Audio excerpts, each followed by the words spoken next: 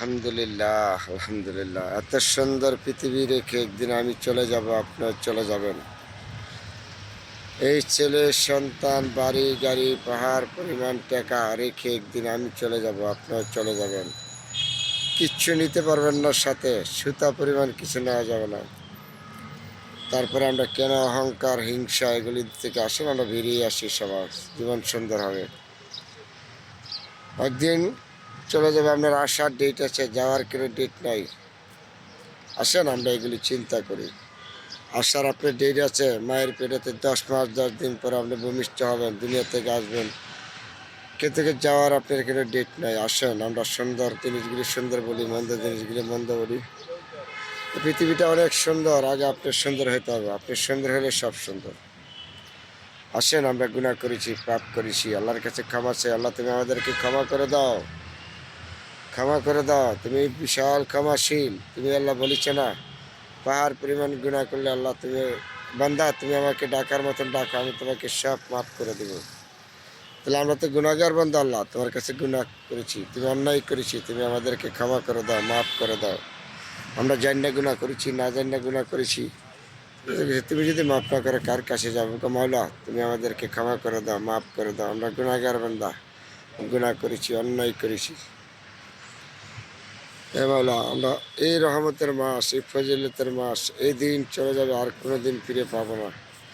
তারপরে আসেন আমরা সুন্দর জিনিসগুলি সুন্দর বলি, মন্দ জিনিসগুলি মন্দ বলি। সবার সাথে সুন্দরভাবে চলাফেরা করি। আল্লাহ পাক রব্বুল আলামিন যেন আপনাকে আমাকে সেই তৌফিক দান করে। মৌলা গো, আমরা গুনাহগার বান্দা, আমরা গুনাহ করেছি, কথায় গুনাহ করেছি, কাজে গুনাহ করেছি। কথা তুমি যদি আমাদেরকে ক্ষমা না করো গো মাওলা, কে আমাদেরকে ক্ষমা করো? তুমি সর্বত্র ক্ষমাশীল। তুমি না বলিস, এ আদম তুমি মস্ত বড় গুনাহ করো, তুমি আমাকে ডাকার মতন ডাকো, আমি তোমাকে ক্ষমা করে দেব। তাহলে তো আমরা গুনাহগার বান্দা হিসাবে তোমার কাছে ক্ষমা চাই। তুমি আমাদেরকে ক্ষমা করে দাও, মাফ করে দাও। তো কথা আছে না, দুনিয়াতে আসার আমার একটা ডেট আছে, 10 মাস 10 দিন পরে আমি আসতে পারবো, যাওয়ার কোনো ডেট নেই। যে কোনো মুহূর্তে আপনার এই নিঃশ্বাস ত্যাগ হইতে পারে, নিঃশ্বাসের নাই কোনো বিশ্বাস। তাহলে আসুন আমরা এখনো সময় আছে, তবা কাটি।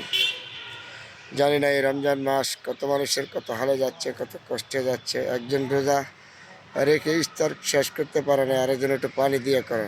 মানুষ আল্লাহরই সৃষ্টি আমরা। তাহলে আল্লাহ তুমি সবার উপর রহমত নাজিল করো।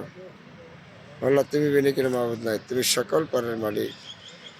আপনি সুস্থ আছেন, আমি সুস্থ আছি এখনো, এটা আল্লাহর কাছে শুকরিয়া আদায় করি। কত মানুষ অসুস্থ আছে, হাসপাতালে আছে, আল্লাহ তুমি তাদেরকে সুস্থ করে দাও। হয়তো মানুষ সবাই আল্লাহর বান্দা।